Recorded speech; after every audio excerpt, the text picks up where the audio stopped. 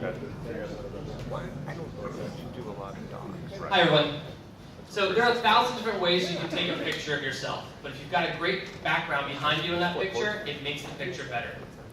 I'm Ian Miller and I'm a photographer, and I've got a problem right now in that I spend way too much time and effort trying to hunt down the best backgrounds to take my photo shoots against. So how do you currently find great backgrounds to take photos against? You might follow tourists around and see where they're taking pictures. You might sift through blogs and other online resources. You might ask your friends who are maybe shoot photos as well where they take their backgrounds. And you may wander around and just hope to get lucky and find a great background to take photos against. That's why we created Backdrop. Backdrop is a mobile app that makes it easy for you to take a picture of a compelling background and share that with other photographers so they can also take pictures against that background. Now I want to jump into a demo for you. So over the course of the weekend, we were able to create both an iPad demo as well as an Android demo. Philip here is going to give an actual working demo to the judges, but I'll give you guys screenshots so you can see too.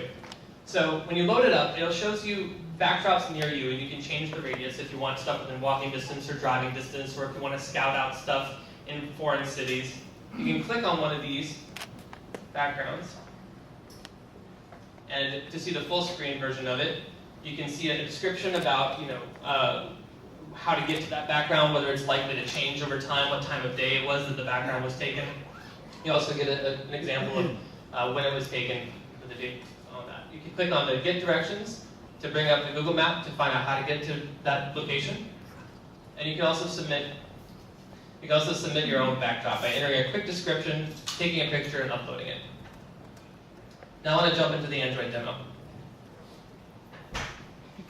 So the Android demo, we were actually able to make use of Qualcomm's Context SDK to do geofencing around some of our backdrops. There are two purposes for this. The first is, with the app installed on Android, it'll notify you when you get into a new city and how many backdrops are in that city. So a lot of photographers travel. So you land in San Diego, coming from San Francisco. Are there backdrops here? Yes, there are. So how many backdrops are there? There's 6 nearby. So I know that when I get into San Diego, I've got stuff that I can go around and find. Then additionally, I can tap that, see a map interface about where those backdrops are, and I can tell the app whether I want it to text me once I'm near those backdrops, or if I don't want that notification. Once I get close to one of those backdrops, it'll alert me, and I can tap that to see a preview of the backdrop and get directions to it. So we didn't want to just hack this weekend. We also wanted to do some customer validation and some business assumption validation. So we went out and we did a survey online. We also went and talked to people in the Gaslamp District last night.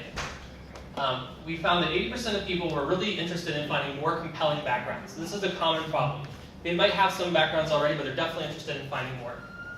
95% of our respondents were actually interested in sharing those backdrops with other people too. There was a concern that people who found really great backdrops maybe weren't willing to share them. They want to hang on to them and keep them secret.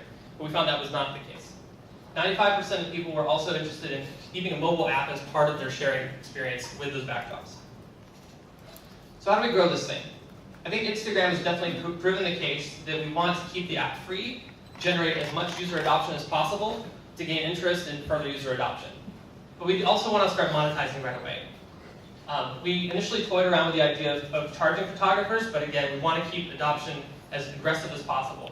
We talked about soliciting two scouts so that they could actually contract backdrops on specific locations. So a scout might say, I want to get all the backdrops in San Diego.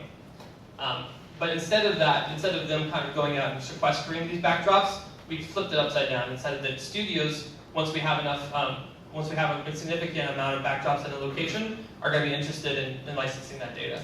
Studios right now pay thousands of dollars to scouts to go out and scout locations to see if they're going to be good fits for photo shoots or for movies.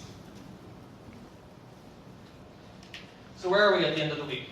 We've produced an iPhone and iPad client. We've produced an Android client using Qualcomm's Textual SDK. We've done user and market validation. We've produced an explainer video. And we've launched our website at backdrop.com, our Facebook page, which has over 50 likes, and our Twitter feed. We're Backdrop, and we make location scouting easy. Thanks, everyone.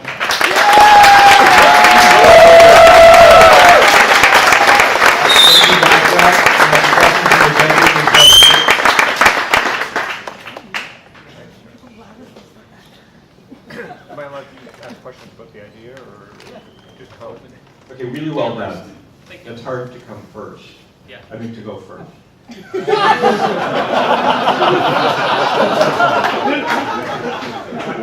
I always get the best laugh when I'm not even trying. So I think it helps with pitches now that angel investors are inundated. So the goal is here to raise money, or is it to talk about how to make the deck better at raising money and stuff? So for me, I love seeing a grid.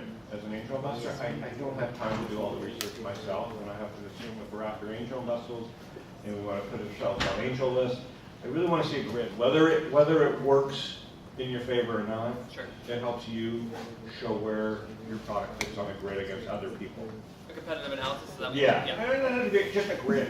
Okay. Just so I can see where Backdrop lies against the people that you're going to be at war with, Right. trying to get used.